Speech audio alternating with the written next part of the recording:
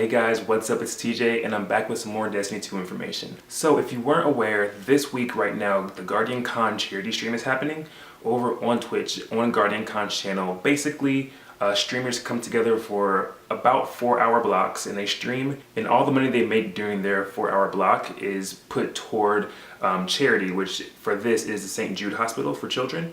All the money is going toward that hospital. But I bring this up because yesterday, DMG04, which is one of the community managers for Destiny, was in Giggs' stream, and he had some incentives. Basically, he would drop a different portion of a patch note for different milestones that were hit as far as the money that was being raised. And before we talk about the previews that he brought up with those goals, I want to look at the roadmap just as it is in general right now. So on the roadmap, we have patch 1.2.3, which is actually dropping 1 week from today. So on July 17th, we're getting 1.2.3. And coming in that patch is the Solstice of Heroes seasonal event, permanent 6v6 quick play, which I'm personally excited for because I love 6v6. I'm glad it's coming back. We're also getting permanent Rumble playlist. We're getting bounties reintroduced back into the game. We're also getting the Eater of Worlds and Aspire Stars prestige raid layers, PC clan text chat, which now that I'm playing on PC as well as PS4, I see the benefit of having the clan text and not just like the fire team or local. We'll also have Gear 1 triumphs, and right now they're actually live on Bungie.net. They went live on the 7th for Bungie Day. You can keep track of all your triumphs and you'll actually be able to see the rewards, which I'll show you in a little bit as well. But those are actually already live. And then lastly, we have more exotic armor changes, exotic armor sandbox changes. So now that we've seen the roadmap and the pillars that Bungie has set forward for 1.2.3, we can take a look at what DMG also teased for us on Twitter yesterday through Giggs' stream. So in his first tweet, what he said was, "Hey y'all, Giggs is up to bat right now. If he gets over 5K donations in the next hour, I'll release a patch note from 1.2.3 a bit early. One random patch note." And you guys know, basically when you challenge Destiny community to anything regarding, streaming or raising money or anything like that, they're gonna rise up to the occasion and definitely knock it out of the park. So basically his next tweet is, "Hey, you hit 5K, of course." So first patch note he dropped as a random note here is, "With update 1.2.3, we'll be adjusting the EP weapon reward chances to be more deterministic." So what does this mean for us? And basically it is that each time you defeat a boss in EP, Escalation Protocol, if you don't get that weapon to drop on that kill, the next time you kill the boss, you'll have a higher chance of getting the weapon. And then he notes that when we hit 6K, we'll throw out another patch note. Moments later, of course, Twitter's like, "Yo, we got 6K. DMG says, "We're adding the ability to preview Sparrow contrails and spawn effects from inventory." I think that's a really big one because the transmit effects are something that you can't necessarily tell what it's going to do just by the little thumbnail, little icon thing. So being able to actually preview it before you apply it to your ship or anything like that is very much a huge quality of life improvement for that. And then at the end of this tweet, he says, "Keep those donations rolling. If you hit $7,777, 2 more patch notes will be served." I don't even need to say it. Of course, you know they hit that mark. So this is what came from that. Commas will be added to large numbers as separators on the IGCR and the PGCR. And that is the in-game carnage report and the post-game carnage report. And basically what that is if you defeat a boss or you're like doing a strike or whatever that shows how much damage you've done, right now it's just a string of numbers that's not separated by any commas or anything. So at first glance, it's kind of tough to tell, what the number is. So this will make it a little more clean and a little more easily readable for you. And secondly, they're fixing the recoil on the West of Sunfall 7 and the Trials hand cannon, a Cold Sweat. I don't use either one of these weapons, so I don't know how bad the recoil is in order to need a fix in this update, but for the people that do use it, that's coming for you. The exotic catalyst for Sturm may be earned by defeating enemies on Nessus. So I believe Sturm is the only exotic weapon right now in the game that doesn't have a catalyst, and with 1.2.3, this is actually being dropped and you get the catalyst from defeating enemies on Nessus. So that one was going to be his last update, but then things got a little crazy.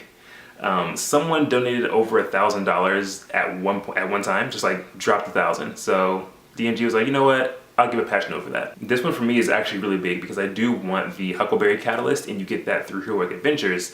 And what's happening is with 1.2.3, they are removing momentum from Heroic Adventures. If you don't know what momentum is, basically in Heroic Adventures, you only can regen your health if you're running. Once you stop, you don't regen any health, and it makes for a terrible time. But they are moving that from heroic adventures in general, so I'm very happy with that change. So then after that dropped, someone else dropped $2,000 donation, so DMG blessed us with another update. And he said, once all Mercury Forged weapons have been obtained, they become available for direct purchase from Brother Bands. And then this is the actual very last update. Someone came through after that 2K and dropped 3K for the stream as well.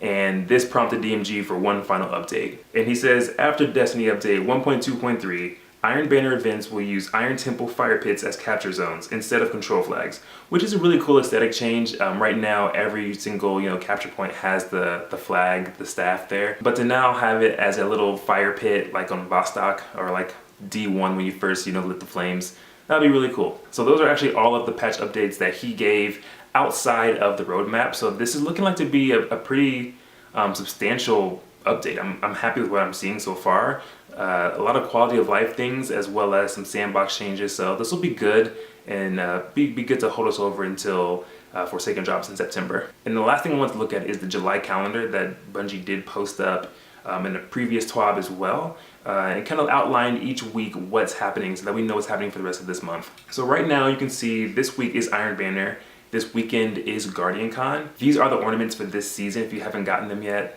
You have this Iron Banner and one more next month to rank up and get these ornaments unlocked. I'm personally going for the Warlock unlocks for my PC. I haven't done any Iron Banner yet on PC, period. I really want that Warlock helmet, so that's what I'm going to be working for this week and then in August as well. Next Tuesday, we actually get the 1.2.3 patch drop. That's when most of this stuff will go live. Everything will be going live basically except for Solstice of Heroes, which you see at the bottom is actually July 31st. You can kind of see things in there. You see the Final Faction Rally next week, as well as Supremacy will be the weekly playlist, and then Faction Rally's Winners Week, and Doubles will be live as well. If you haven't seen any of the Solstice of Heroes unlocks, basically as you do the bounties through your triumphs, you can unlock in-game items and actually a real-world item as well as the t-shirt. Bungie put up this image of the armor. It's just really the helmet, so you can kind of see or get an idea of what it looks like. Basically, it looks like a reskinned version of Ikora's meditation armor as you get from her. But with a white and gold theme, kind of like the Leviathan Callus kind of theme as well. This is the Sparrow and the Ghost that you get, as well as two of the emblems you can also get through Solstice of Heroes. If you hit a certain threshold as well through your bounties, you can actually order this shirt. It's customizable, most likely with your gamer tag, kind of like how the Year 1 Triumph shirt was, the blue one. But this one is a white with gold. It looks very cool. I'll probably end up getting it, of course. So that is going to wrap it up for this video, guys. That's a little bit of the side information that we got through Twitter from DMG about the 1.2.3 update that's coming next Tuesday for us. If you have any questions, make sure you leave them in the comments below. If you have any other games you want to hear about or want me to talk about or cover, leave them in the comments below as well. I love to kind of expand outside of Destiny, also kind of bring you guys other games that I play or other games that you want to hear about. So let me know those below. Also, another place you can catch me is on IGTV at timjimmie. I'm going to start uploading some more short form videos there. It won't be as long as these, maybe like 2 minutes, 3 minutes of just little snippets of things here and there. So IGTV at timjimmie, of course, same branding everywhere you want to find me. So until next time, guys, I'm out of here. Peace and deuces.